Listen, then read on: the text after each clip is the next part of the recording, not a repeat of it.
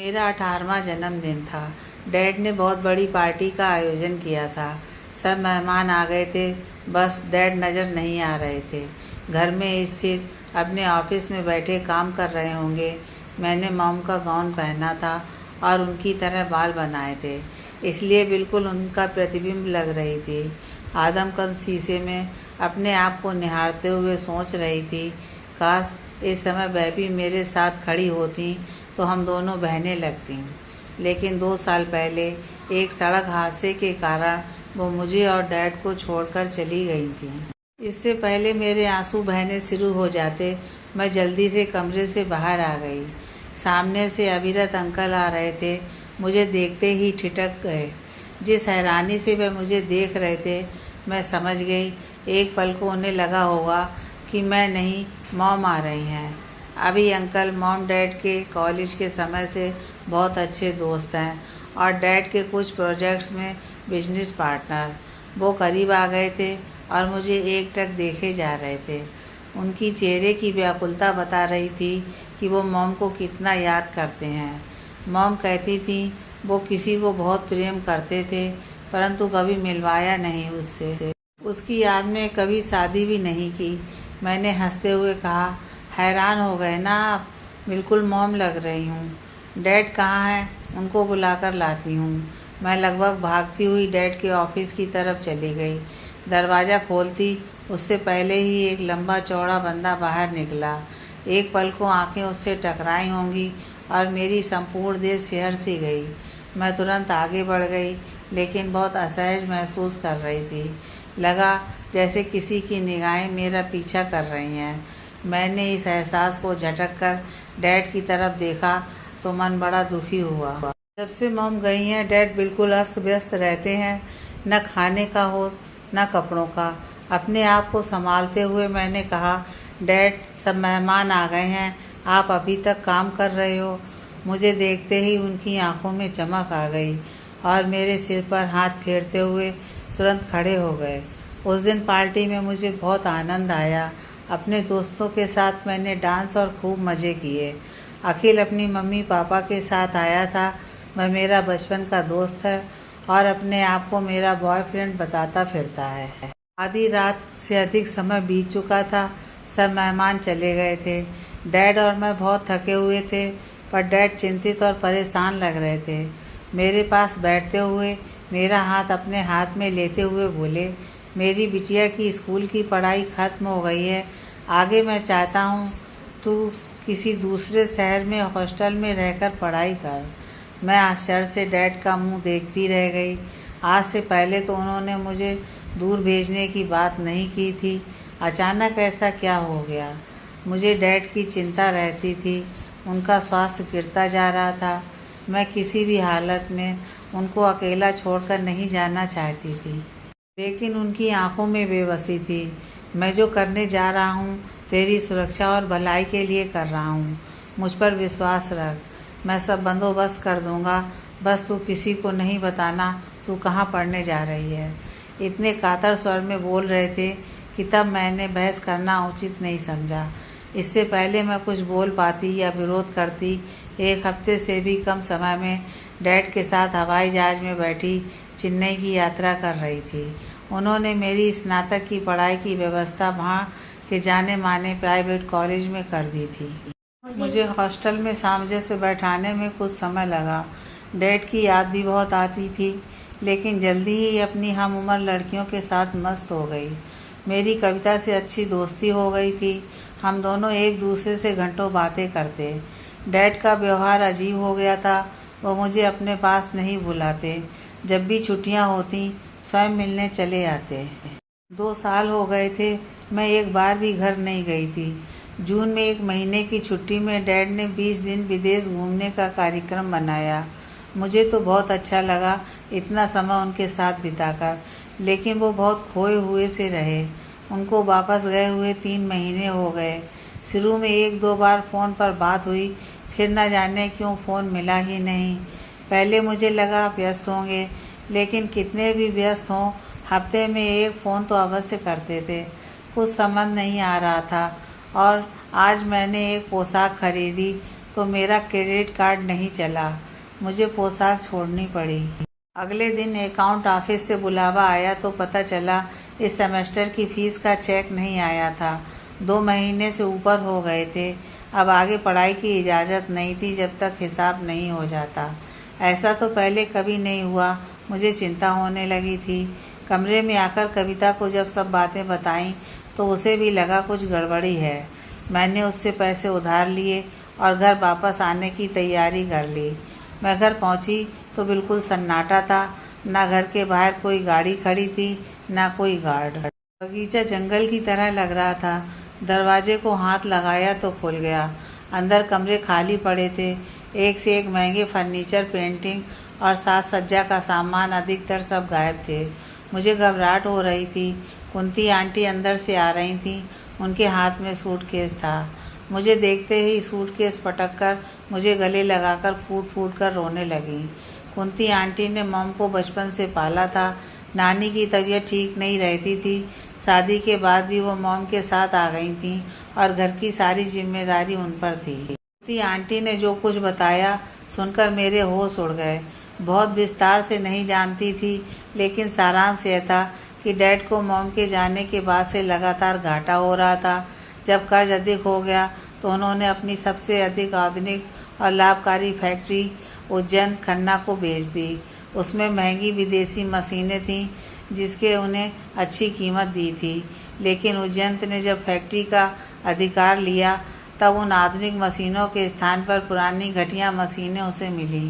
Kunti aunty के अनुसार वह शहर का सबसे दबंग शातिर बिजनेसमैन है। कोई उसको धोखा देकर बच नहीं सकता है। उसने अपने तरीके से डैड से अपने सारे नुकसान की भरपाई कर ली। डरा धमकाकर उनके दूसरे बिजनेस अपने नाम कर लिए। खैर, अब डैड कहाँ हैं? मैंने आंटी से जानना चाहा तो आंटी बोली, उस उज्जैन निकम्मे को सब लेकर भी तसल्ली नहीं हुई। 1 हफ्ते पहले तेरे पिता को इतना मरवाया अपने गुंडे भेजकर कि अधमरी हालत में अस्पताल में पड़े हैं। सुनकर मुझे विश्वास ही नहीं हुआ। और मुझे किसी ने बताने की आवश्यकता भी नहीं समझी। कुंती आंटी, मुझे लगा था स्थिति काबू में आ जाएगी, इलाज से हर्ष बाबू ठीक हो जाएंगे और फिर सब संभाल लेंगे, लेकिन ऐसा कुछ नहीं हुआ।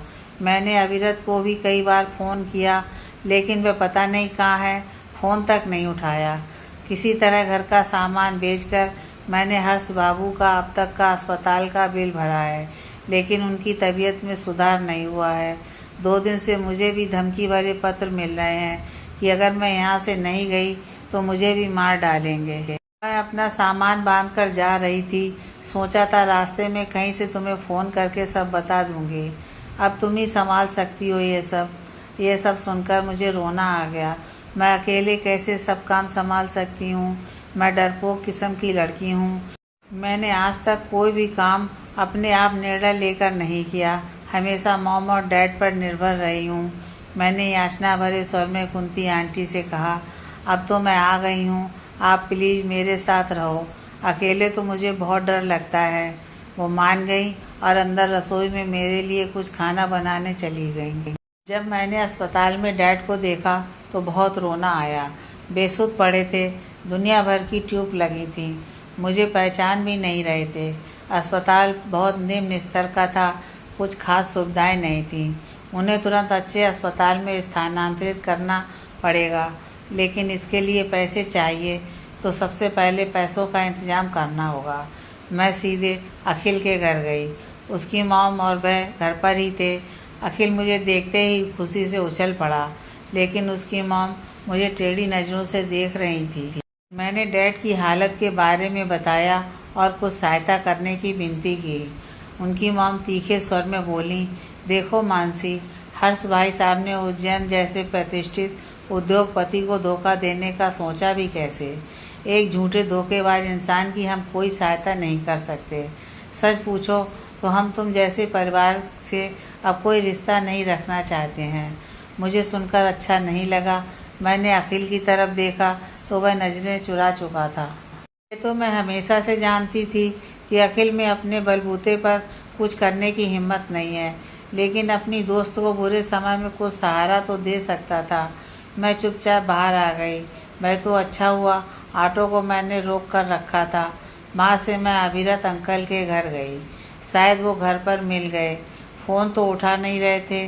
जैसे ही दरवाजे पर खड़े गार्ड ने अंदर सूचना दी कि मैं आई हूँ, वो दौड़ते हुए आए मुझसे मिलने। बड़ी प्रसन्नता से अंदर ले जाते हुए बोले, मानी कहाँ थी अब तक? जन्मदिन के बाद से तुझे देखा ही नहीं। तू तो और भी सुंदर लगने लगी है। इस समय इन बातों का कोई औचित्य नहीं था। मैं दुखी स्वर में बोली, वो सब बातें छोड़ो। आपको पता है डैड अस्पताल में है और उनकी तबीयत चिंतनीय है। मुझे उनके इलाज के लिए पैसे चाहिए, जिससे मैं उन्हें किसी अच्छे अस्पताल में स्थानांतरित कर सकूं। अभी अंकल का लहजा बदल गया। बोले, हर्ष का बर्ताव सुहासिनी के जाने के बाद कुछ अजीब सा हो गया था। उज्जैन के साथ इतनी बड़ी डील की और मुझे बताया तक नहीं। अरे नुकसान हो रहा था तो मुझसे बात तो करता। उज्जैन को धोखा देते हुए एक बार भी नहीं सोचा इसका क्या परिणाम होगा। मैं कल ही आया था विदेश से। हर्ष को देखकर बहुत दुख हुआ। इस समय तो पैसों का बंदोबस्त करना मेरे लिए बहुत मुश्किल है। मैं चाहती हूँ आप हमारे मकान के बदले लोन दिलवा दें या बेचकर पैसों का इंतजाम कर दें। अभिरत, उज्जैन के डर से उस मकान पर कोई हाथ नहीं रखेगा और ना आगे बढ़कर सहायता करेगा। वह इतना पैसे वाला है, कोई उसके खिलाफ जाना नहीं चाहता। एक तरीका है इस परेशानी से निकलने का, तुम मुझसे शादी कर लो। ऐसा करने से तुम्हें ट्रस्ट का पैसा मिल जाएगा जो तुम्हारे नाना ने तुम्हारी शादी के नाम का बनवाया था। अभी अंकल की आंखों में अजीब तरह की चमक थी। पता नहीं मुझसे शादी के विचार के कारण थी या इस परेशानी से निकलने के लिए सोचे गए अजीब से आइडिया के कारण। खैर मुझे घिनसी आई। अपने डैड की उम्र के बंदे से शादी। एक बार को ट्रस्ट के पैसे प्राप्त करने के लिए अभी अंकल अगर अखिल से शादी करने का सुझाव देते तो शायद मैं पचा जाती, लेकिन छी। मुझे चुप और असमंजस में देखा तो वो मेरे करीब खिसकते हुए बोले, मानी तू इतनी सुंदर और भोली है कि तुझे मुझ जैसा मैच्योर और ताकतवर इंसान ही सुरक्षा दे सकता है। तेरी सब परेशानी मैं संभाल लूँगा, तू बस मज़े से रहना। अगर अखिल के बारे में सोच रही है तो वह तो खुद बच्चा है, तुझे क्या सहारा देगा। मैं एकदम से जाने के लिए उठ गई तो वो सख्त लहजे में बोले, मानी तुम्हारे पास और कोई रास्ता नहीं है, कल तक सोचकर बता देना। अगर हर्ष को कुछ हो गया तो उसकी कसूरवार तुम होगी। मैंने रास्ते भर तो अपने आप पर नियंत्रण रखा, लेकिन घर पहुंचकर जोर जोर से रोना शुरू कर दिया। कुंती आंटी ने जब सारी बात सुनी तो गुस्से में बोली, निगोड़े की जुबान में कीड़े नहीं पड़ गए? बेटी की उम्र की लड़की से शादी करना चाहता है। जब समय खराब होता है सब स्थिति का लाभ उठाने की कोशिश करते हैं। 2-4 निवाले किसी तरह गले में उतारे और सोने के लिए लेट गई। नींद नहीं आ रही थी और बत्ती चली गई। खिड़की से बाहर झांका तो एक बंदा खंबे से उतरता दिखाई दिया और 2 सामने सड़क के पार एक गाड़ी के आगे खड़े थे। उज्जैन खन्ना आखिर क्या चाहता है? क्यों इतना परेशान कर रहा है, डरा रहा है? डर के कारण मैं सारी रात सो नहीं सकी। अगर उन लोगों ने रात को घर में घुसने की कोशिश की तो हम क्या करेंगे? सुबह तक मैं बहुत नर्वस हो चुकी थी। बस एक ही बात दिमाग में घूम रही थी कि सीधे उज्जैन खन्ना से बात करती हूँ कि वह क्या चाहता है, क्यों पीछे पड़ा है। सब तो खत्म हो गया है, बस ये मकान बचा है। यह भी ले ले, डैड का इलाज करवा दे। उन्हें लेकर दूसरे शहर चली जाऊंगी। इतना बड़ा आदमी है, अच्छी उम्र का होगा, शायद मेरी कम उम्र देखकर पसीज जाए। कुंती आंटी को बस ये बोलकर कि मैं थोड़ी देर में आती हूँ, मैं उज्जैन के घर पहुँच गई। बहुत ही बड़ा और आलीशान बंगला था। गार्ड ने तुरंत मुझे अंदर बैठक में ले जाकर बिठा दिया। जैसे तैसे समय बीत रहा था, मेरी घबराहट बढ़ रही थी। मैं पसीना पसीना हो रही थी। मुझे लग रहा था कहीं मुझे नर्वसनेस का अटैक ना पड़ जाए। मॉम के जाने के बाद मैं इतनी अकेली और दुखी रहने लगी थी कि मैं डिप्रेशन में चली गई थी। तब कुंती आंटी ने मुझे संभाला था। घर की सारी व्यवस्था, नौकरों को निर्देश देना, सामान की फहरिस्त तैयार करना सब मुझसे करवाती थी। घर में 30 त्योहार की छोटी सी पार्टियां डैड से कहकर ज़बरदस्ती रखवाती। जैसे मॉम आयोजित करती थी। इससे डैड अपने काम से थोड़ा अवकाश लेते और मुझे व्यस्त रखने का साधन मिल जाता। धीरे धीरे मैं अपने दुख से तो उबर गई, लेकिन अभी भी मैं जब ज़्यादा नर्वस होती हूँ तो हकलाने लग जाती हूँ और अपनी बात ठीक से नहीं कह पाती हूँ। मुझे लग रहा था कि मैं दनदनाती हुई यहाँ आ तो गई हूँ, लेकिन उज्जैन जैसे अनजान और बुजुर्ग आदमी के सामने अपनी बात कैसे रख पाऊँगी। 10 मिनट भी नहीं बीते होंगे जैसे 10 घंटे से बैठी हूँ। मेरे सामने एक मजबूत कद काठी वाला 28-30 साल का बंदा आकर खड़ा हो गया। लगता है उज्जैन खन्ना घर में नहीं है, इसलिए उसका बेटा आया है। वो मुझे ऐसे घूर रहा था मानो मेरे शरीर में छेद कर देगा। उसके नैन नक्श में जरा सी भी कोमलता नहीं थी। वह रपटप टाइप का बंदा था। मेरी तो उसको देखकर आवाज़ हलक में अटक गई। मैंने अटक अटक कर कहा, मुझे मिस्टर उज्जैन खन्ना जी से मिलना है। उसने बिना पलक झपकाए कहा, मैं ही उज्जैन खन्ना हूँ। उसकी आवाज़ बहुत भारी थी। सुनकर मेरी सिट्टी पिट्टी गुम हो गई। मैं मानसी मल्होत्रा। वह बीच में टोकता हुआ बोला, जानता हूँ, यहाँ क्यों आई हो? तुम्हारे पिता से मेरा हिसाब पूरा हो गया है। अब मुझे तुमसे और तुम्हारे पिता से कोई लेना देना नहीं है। मेरा डर गया तेल लेने, इतना भी धैर्य नहीं कि सामने वाले को अपनी बात कहने दे। और अगर लेना देना नहीं था तो डैड पर हमला क्यों करवाया और कल रात गुंडे क्यों भेजे, बिजली क्यों कटवाई? मैं तनकर उसके सामने खड़ी हो गई। गुस्से से मेरी धड़कन तेज हो गई थी, चेहरे की नसें तन गई थीं। जब हिसाब पूरा हो गया था तो अब क्यों पीछे पड़े हो? क्या चाहते हो? उज्जैन, मैं हर्ष मल्होत्रा की शक्ल भी नहीं देखना चाहता हूँ, ना ही उसकी बिगड़ैल लड़की की, जिसकी ख्वाहिशें पूरे करने के चक्कर में उसने दूसरों का पैसा मारा। उसकी आंखों में मेरे लिए नफरत थी। अभी तक डैड ने क्या सचमुच धोखा दिया है, इस बारे में मैंने कोई विचार नहीं किया था। मैं बस उसके इलाज की चिंता में घुली जा रही थी। मैंने तो डैड से कभी भी इतने महंगे कपड़े या विदेश जाने की इच्छा नहीं जताई थी, ना ही हॉस्टल में रहकर इतने महंगे कॉलेज में पढ़ना चाहती थी। मैं तो बल्कि चाहती थी वो काम का बोझ कम करके मेरे साथ अधिक समय बिताएं। कुछ समझ नहीं आ रहा था कि क्या से क्या हो गया था। मुझे खामोश खड़ा देख बताने मारता हुआ बोला, क्यों? सच्चाई सुनकर राजकुमारी जी की जुबान पर लकवा मार गया। कितना बदतमीज इंसान है, क्यों मुझे जलील कर रहा है, जबकि वह मेरे बारे में कुछ जानता भी नहीं है।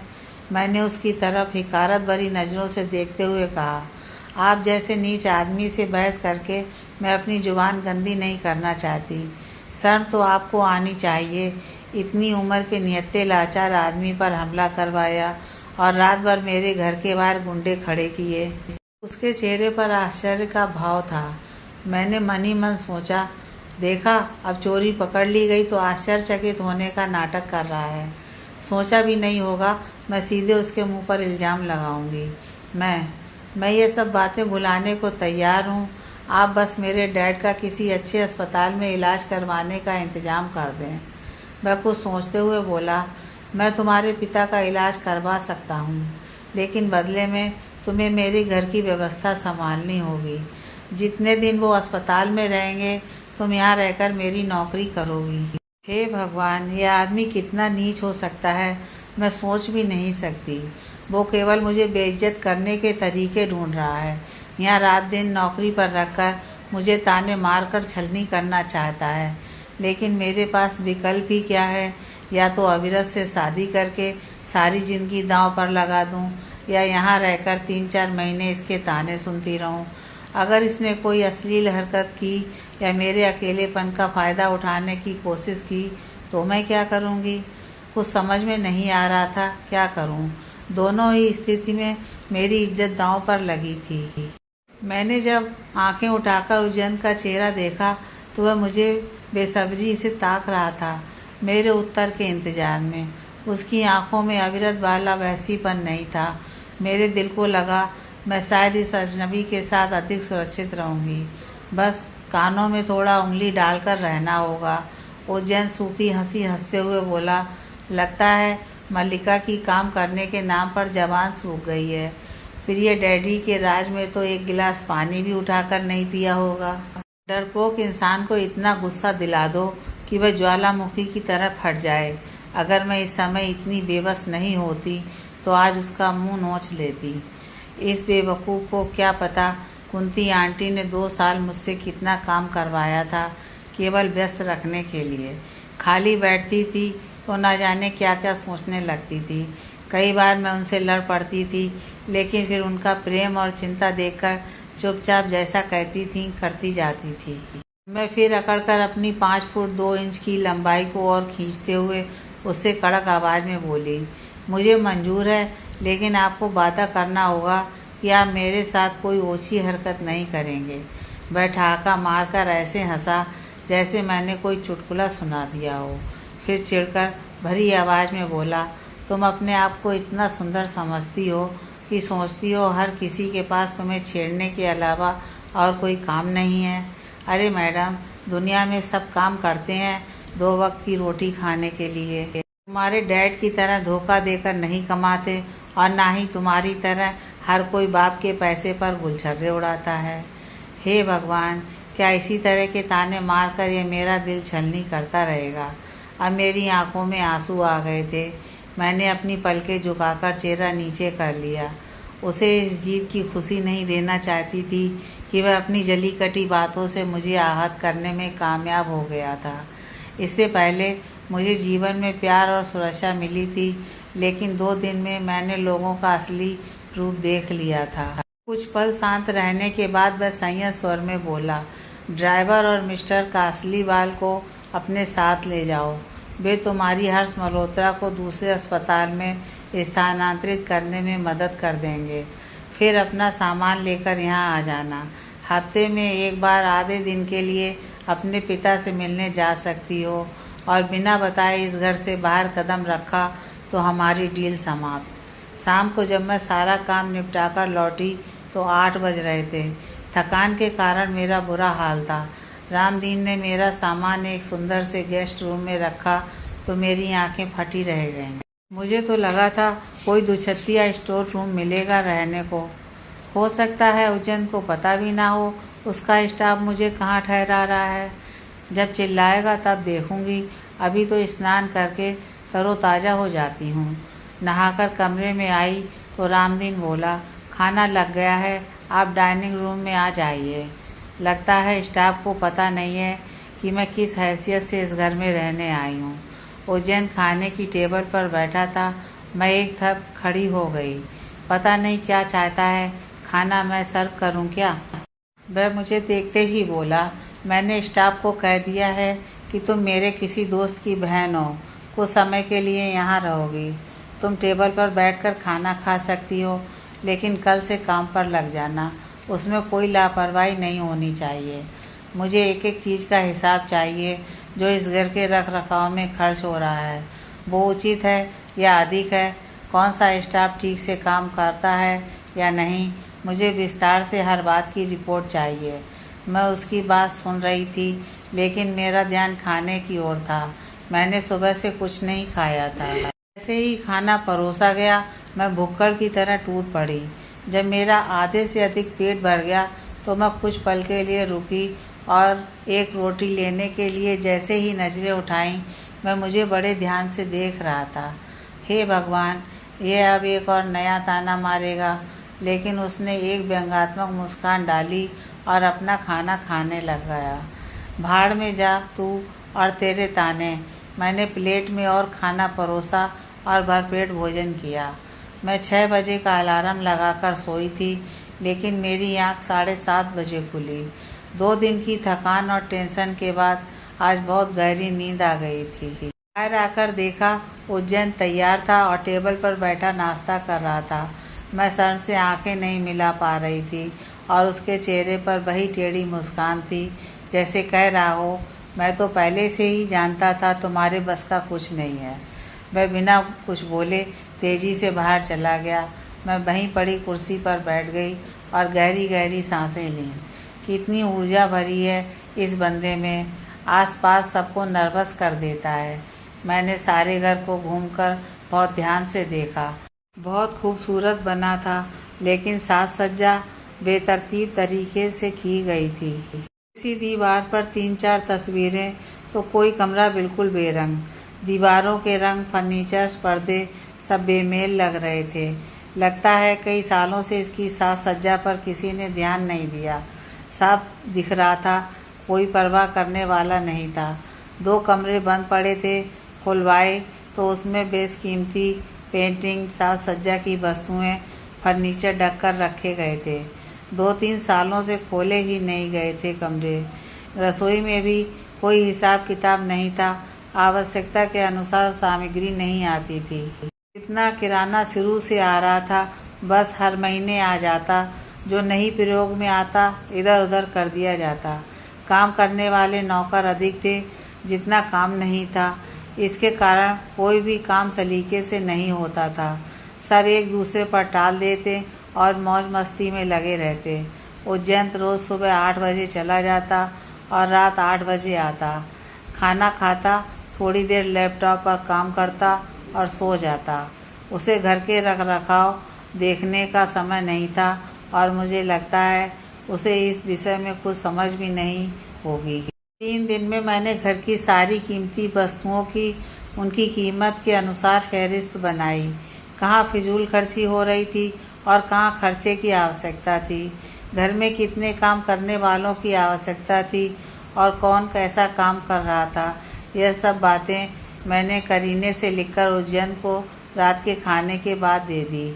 अगले दिन नाश्ता करने के बाद वह बोला, जहाँ जैसी आवश्यकता हो बदलाव कर लेना।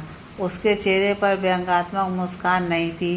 वह सहजता से बोलकर चला गया। उसको शायद मेरे सुझाव और काम अच्छा लगा होगा, यह सोचकर मन प्रसन्न हो गया। आश्चर्य है, मैं उससे प्रशंसा पाने के लिए कितनी उतावली हो रही थी। मैंने कुंती आंटी से फ़ोन पर बात की। वो डैड के साथ अस्पताल में रह रही थी। बात तो मैं रोज़ाना करती थी, लेकिन आज वह बहुत प्रसन्न लग रही थी। डैड ने रिस्पांस देना शुरू कर दिया था। सुनकर मन कुछ हल्का हो गया, आंसू भी छलक आए। फ़ोन बज रहा था, देखा अबीरत अंकल का है।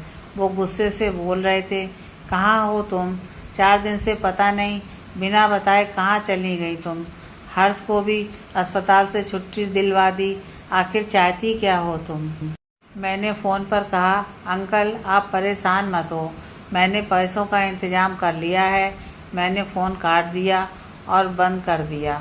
अब मैं सारे दिन घर के कामों में उलझी रहती। बेकार का बहुत सारा सामान निकाल दिया।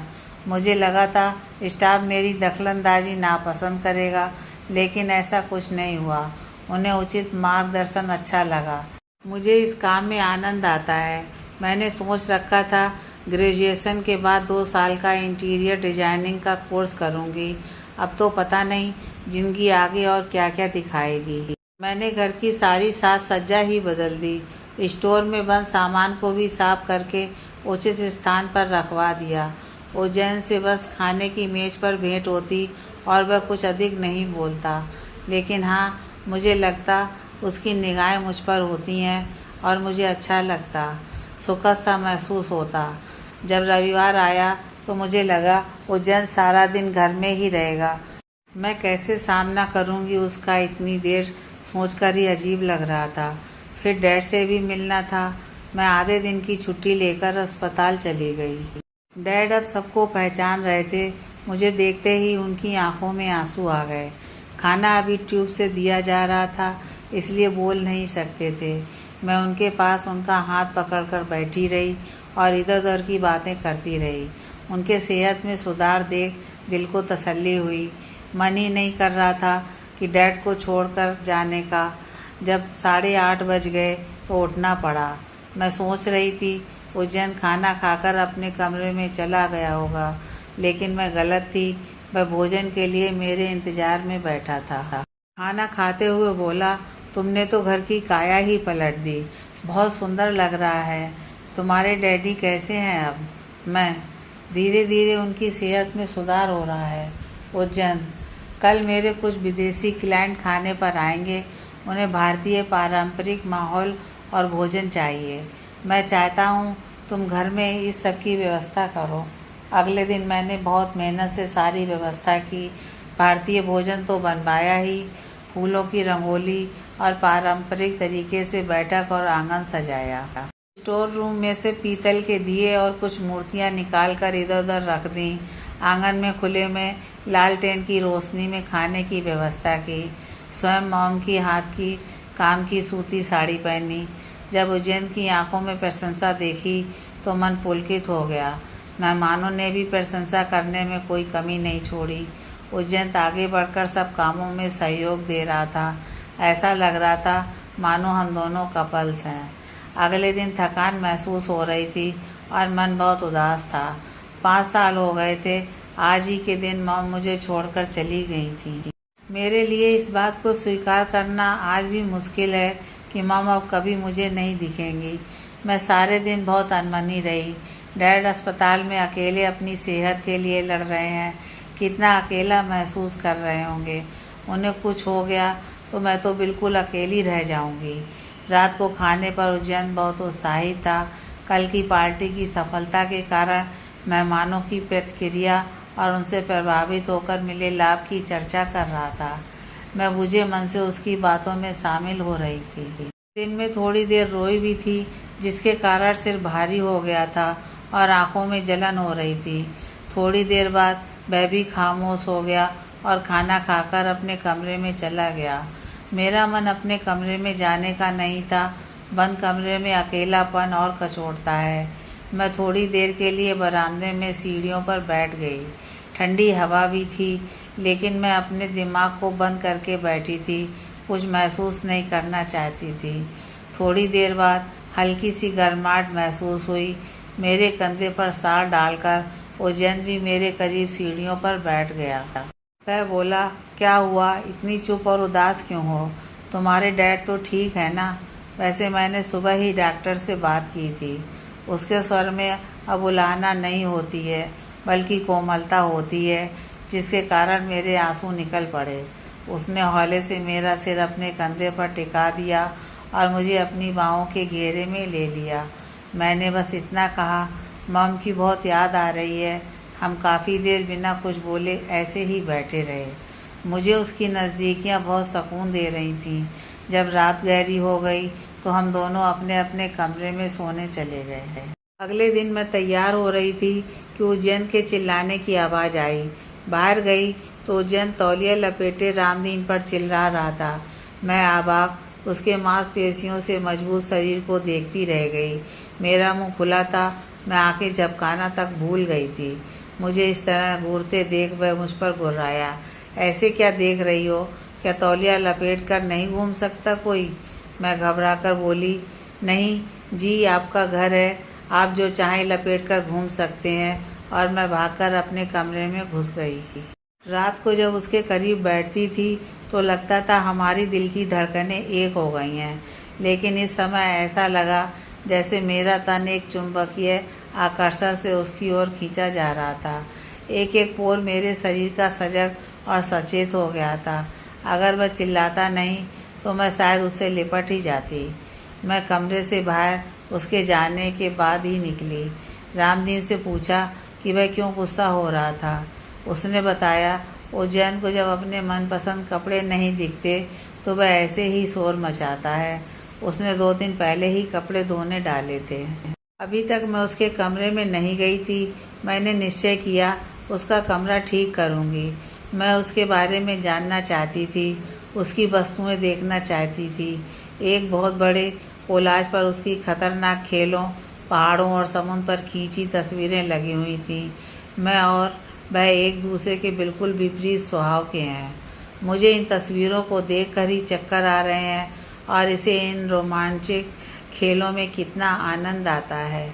1-2 फोटो में लगता है वह अपने परिवार के साथ है। उसके परिवार के बारे में जानने की उत्सुकता मुझे बगीचे में ले आई। माली ही एक ऐसा इंसान है इस घर में जो बिना निर्देशों के अपना काम पूरी मेहनत और ईमानदारी से करता है। बुजुर्ग है, पूछने पर उसने बताया वह इस परिवार के साथ पिछले 20 साल से है। उसने बताया पहले छोटा सा घर था, फिर साहब ने कारोबार में अच्छी तरक्की कर ली और ये आलीशान बंगला बनवाया। साहिब और मेम साहिब में शुरू में कम बनती थी, लेकिन समय के साथ दोनों में झगड़े बढ़ते चले गए। भैया जी और दीदी जी स्कूल की पढ़ाई खत्म करके आगे पढ़ने विदेश चले गए। 4 साल पहले जब साहिब को दिल का दौरा पड़ा तब भैया जी यहाँ आए और धीरे धीरे सारा कारोबार संभाल लिया। साहिब अपने पुश्तैनी घर में रहने लगे। उन्हें वहाँ की आबो हवा माफिक आती है। मैम साहब दीदी जी के साथ विदेश रहती हैं। जब पढ़ाई पूरी हो जाएगी तब दोनों आएंगी। उज्जैन की एक छोटी बहन है जो उससे 5 साल छोटी है। मैं सारा दिन उसके कमरे में उसकी व्यक्तिगत वस्तुओं को छूकर उसकी निकटता का एहसास करती रही। एक मदहोश करने वाली अनुभूति महसूस हो रही थी। शाम तक बेचैनी बढ़ गई थी। 6 ही बजे थे और मुझे लग रहा था वह क्यों नहीं आया अब तक। कुछ अलग अंदाज में तैयार होकर मैं बगीचे में टहलने लगी। शायद उज्जैन भी कुछ महसूस कर रहा होगा, तभी 1 घंटे पहले आ गया। मेरे साथ बगीचे में टहलने लगा और इधर उधर की बातें करने लगा। मैं उसकी बातों और नज़दीकियों के एहसास में डूब रही थी और उसने पूछा, तुम्हारा कोई बॉयफ्रेंड नहीं है जो तुम्हें मिस कर रहा होगा? तुम इतने दिन से यहाँ रह रही हो। अखिलेश को मैंने कभी भी दोस्त से अधिक कुछ नहीं माना समझा था। मैं भले ही कुछ भी कहता हो, इसलिए मैंने बेझिझक कहा, नहीं ऐसा कुछ नहीं है। 10 मिनट भी नहीं बीते होंगे कि गेट पर शोर सुनकर हम वहाँ पहुँचे। अखिल गार्ड से अंदर आने के लिए लड़ रहा था। मुझे देखते ही उत्साहित होकर बोला, मानसी इसको बोलना मैं तुझे जानता हूँ और तुझसे मिलने आया हूँ। हे भगवान, यह यहाँ क्या करने आया है? 2-3 दिन पहले इसका फ़ोन आया था। मेरी सहायता करने में असमर्थ रहा था। बड़ा अफसोस जता रहा था। बार बार माफ़ी मांग रहा था। बहुत चिंतित हो रहा था मेरी सुरक्षा को लेकर। तो मैंने उसे बता दिया था कि मैं उज्जैन खन्ना के घर में सुरक्षित हूँ। मुझे क्या पता था ये यहाँ चला आएगा। वह अंदर आते हुए बोला, मैं 2 बार पहले भी आया था लेकिन गार्ड ने तुझसे मिलने नहीं दिया। तू चल मेरे घर, अब वहीं रहना। मैं अपनी मम्मी को समझाऊंगा, वो अवश्य मान जाएगी। तुम अभी जाओ, तुम्हारी सहायता की अब कोई आवश्यकता नहीं है। मैंने उज्जैन की तरफ देखा तो उसके चेहरे पर असमंजस के भाव थे। उसने मुझसे पूछा, ये कौन है? इससे पहले मैं कुछ कह पाती, अखिल बंदरों की तरह बीच में उछल पड़ा। मैं मानसी का बॉयफ्रेंड हूँ और इसे लेने आया हूँ। उज्जैन के चेहरे के भाव बदलने में 10 सेकंड नहीं लगे। सारी कोमलता छूमंतर हो गई। गुस्से से तनी आंखों में क्रूरता और नफरत थी। 10 मिनट पहले तुम्हारा कोई बॉयफ्रेंड नहीं था। धोखेबाज आदमी की औलाद को धोखा देना आता है। और वह पैर पटकते हुए अंदर चला गया। अखिल बत्तीसी दिखा रहा था। ये इतना गुस्सा क्यों हो रहा था? चल छोड़ उसे, तू मेरे साथ चल, और मेरा हाथ पकड़कर खींचने लगा। मैंने गुस्से से उसका हाथ झटका और कहा, तूने अपनी मम्मी से बात की नहीं और मुझे लेने आ गया। जब तुझसे सहायता मांगने आई थी तब तो तुझसे कुछ बोला नहीं गया। अब अगर तेरी मम्मी नहीं मानी तो क्या करेंगे? वह खिसियानी हंसी के साथ बोला, तुझे फिर यहीं छोड़ जाऊंगा।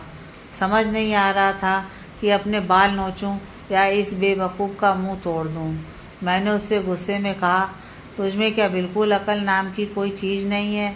मैं अपने तरीके से अपनी परेशानी का हल निकाल रही हूँ और तू काम बिगाड़ने के अलावा कुछ मत कर। आज के बाद तूने किसी से कहा ना कि तू मेरा बॉयफ्रेंड है तो तुझे इतना मारूंगी कि अपना नाम भी भूल जाएगा। निकल यहाँ से। मैं अपने कमरे में चली गई। मैंने खाना भी नहीं खाया। अपने आप पर बहुत गुस्सा आ रहा था। मैं कितनी गधी हूँ। अच्छी तरह जानती थी उज्जैन मुझसे कितनी नफरत करता है। जलील करने के लिए घर में जगह दी और मैं उसके प्रेम में अंधी होती जा रही थी। अपने पिता की ऐसी हालत करने वाले से मैं दिल जोड़ने जा रही थी। एक बार नहीं सोचा इन सब के पीछे उसकी मंशा क्या है। डैड के इलाज पर रोज का 30-35 हज़ार रुपये का खर्चा आ रहा था। तो इसका मतलब मेरे यहाँ नौकरी करने के प्रतिदिन वह मुझे इतना पैसा दे रहा है। मैं कोई ऐसा महान कार्य नहीं कर रही हूँ। कोई भी 15-20 हज़ार रुपये महीने में कर सकता है। उसकी आंखों में वही घृणा थी जो पहले दिन नजर आई थी। कमजोरी के किसी क्षण पर मुस्कुरा दिया और मैंने सपनों का महल खड़ा कर लिया। वह इतना एहसान तले दबा देगा कि फिर स्थिति का लाभ उठाएगा, पूरी तरह से जलील करेगा। मैंने रात को खाना नहीं खाया और सुबह भी बाहर नहीं निकली, लेकिन वह एक बार भी बोलने नहीं आया। मेरा मन बहुत दुखी था। अब किसी भी रिश्ते पर विश्वास नहीं रहा था। हर कोई स्वार्थी और धोखेबाज नजर आ रहा था। उज्जैन के मन में जरा सी भी भावना होती तो मुझे बोलने का मौका तो देता, बाद में ही आकर पूछ लेता हकीकत क्या है। बस अपने आप ही निष्कर्ष निकाल लिया। एक यह अखिल, ऐसे बेवकूफ़ इंसान की दोस्ती नुकसान ही देती है। और अभीरत अंकल कितनी घटिया इंसान निकले। मुझे हिम्मत से काम लेना होगा और जो कुछ करना है स्वयं ही करना है। मैंने मन पक्का किया, तैयार हुई और अपना सामान बांध लिया। टैक्सी बुलाकर चुपचाप अपने घर चली गई।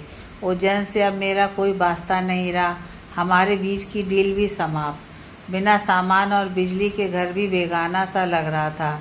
चारों तरफ धूल मिट्टी, लग ही नहीं रहा था बचपन से यहाँ रहती आई हूँ। सारा घर घूम लिया, कोई कोना अपना सा नहीं लग रहा था। बस डैड के ऑफिस में नहीं गई, ताला लगा था।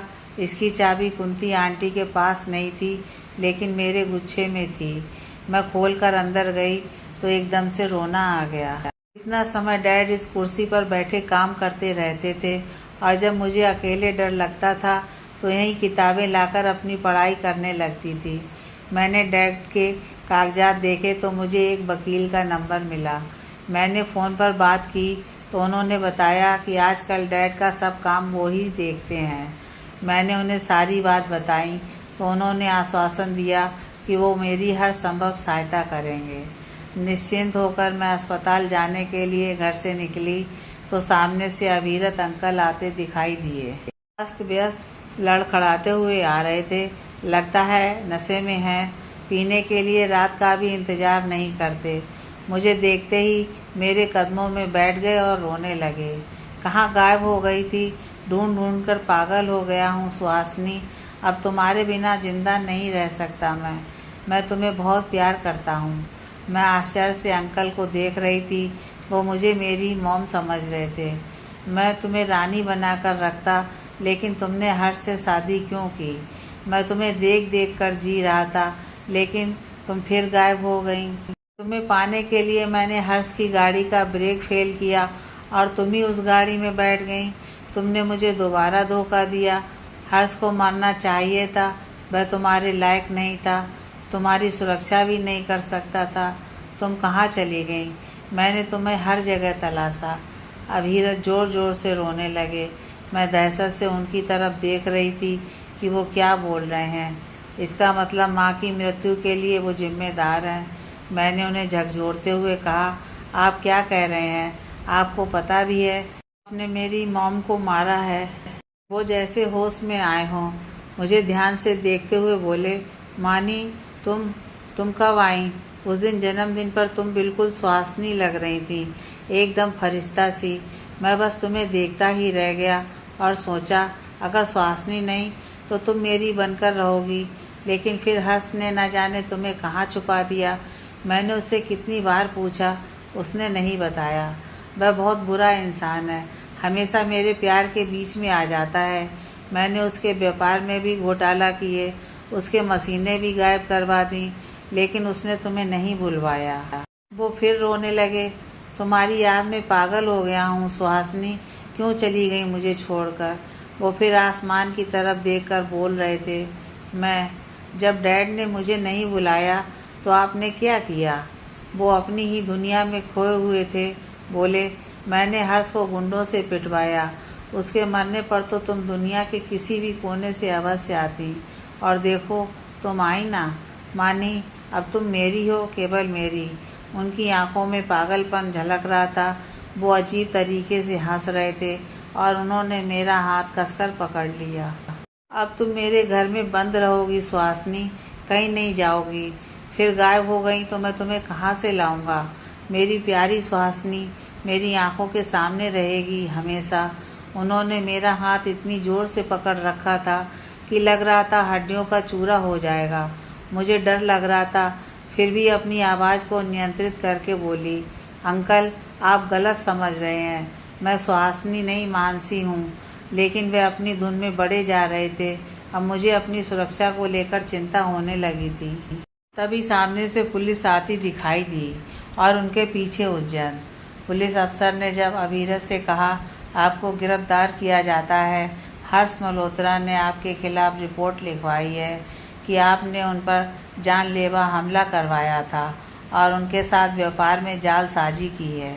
अभिरत अभी भी मेरा हाथ पकड़े हुए था और बोला, ये सब झूठ है। मैंने जो कुछ किया सुहासिनी की सुरक्षा के लिए किया, हर्ष को सज़ा देने के लिए। जैसे ही पुलिस ने उसके हाथ से मेरा हाथ छुड़ाया, वह विलाप करके रोने लगा। नहीं, मेरी सुहासिनी मुझे दे दो, मैं मर जाऊंगा उसके बिना। हे भगवान, प्रेम का ये कैसा रूप है। मेरी तो रूह कांप गई। अभिरत की हालत देखकर मुझे लगा मेरे अंदर ताकत नहीं बची है। मैं वहीं गिरने ही वाली थी कि उज्जैन ने लपक कर मुझे बाहों में उठा लिया। डैड ने रिपोर्ट लिखवाई है, इसका मतलब वो अब बिल्कुल ठीक हो रहे हैं। दूसरा, वो बेकसूर हैं, उन्होंने किसी को धोखा नहीं दिया। मुझे बड़ी सांत्वना मिली। मैंने उज्जैन की तरफ गुस्से से देखकर कहा, मेरे डैड ने आपको धोखा नहीं दिया। वो मेरी बात बीच में काटते हुए बोला, मुझे मालूम है। जब रामदीन ने फ़ोन करके बताया तुम सामान लेकर बिना बताए चली गई हो, तो मैं तुरंत अस्पताल पहुंचा। वहाँ हर्ष अंकल पुलिस को अपना बयान लिखवा रहे थे। उन्हें तुम्हारी सुरक्षा की चिंता हो रही थी, इसीलिए पुलिस के साथ मैं तुम्हें ढूंढते हुए यहाँ घर तक आ गया। मुझे उज्जैन के इतने करीब उसकी बाहों में बहुत अच्छा लग रहा था, लेकिन उसको क्यों बताऊं? मैंने तुनक कर कहा, मुझे नीचे उतारो और यहाँ से जाओ। आप मुझे जितना उल्टा सीधा बोल सकते थे बोल दिया। अब हमें एक दूसरे को बर्दाश्त करने की आवश्यकता नहीं है। उज्जैन, मैं अपने व्यवहार के लिए तुमसे माफ़ी मांगता हूँ। कहते हुए उसने मुझे आहिस्ता से वहीं बगीचे में पड़ी बेंच पर बिठा दिया। फिर बोला, मैं तुमसे अपने दिल की बात कहना चाहता हूँ। मेरी बाईं तरफ बैठते हुए उसने मेरा बायां हाथ अपने हाथ में ले लिया और मेरी तरफ मुड़कर बोलता है, मैंने तुम्हें तुम्हारे जन्मदिन पर देखा था, तभी से प्यार हो गया था। मैं पार्टी में शामिल नहीं हुआ था। हर्ष अंकल नहीं चाहते थे अभिरत को मेरे बारे में पता चले। बाद में जो गलतफहमी हुई, मैंने निश्चय कर लिया था मल्होत्रा परिवार से कोई मतलब नहीं रखूँगा। लेकिन उस दिन जब तुमने इल्ज़ाम लगाया कि हर्ष अंकल पर मैंने हमला करवाया और रात भर तुम पर नज़र रखवाई, तो मुझे तुम्हारी सुरक्षा की चिंता हो गई। ना चाहते हुए भी नौकरी का बहाना बनाकर तुम्हें अपने घर में रखा, जिससे तुम मेरी नज़रों के सामने रहो। तुम मेरे दिलो दिमाग पर छाती जा रही थी और मैं एक बार फिर तुमसे मोहब्बत करने लगा। मेरा तन मन पिघलता जा रहा था, लेकिन मैं फिर भी गुस्से से अभिनय करते हुए सीध में देख रही थी।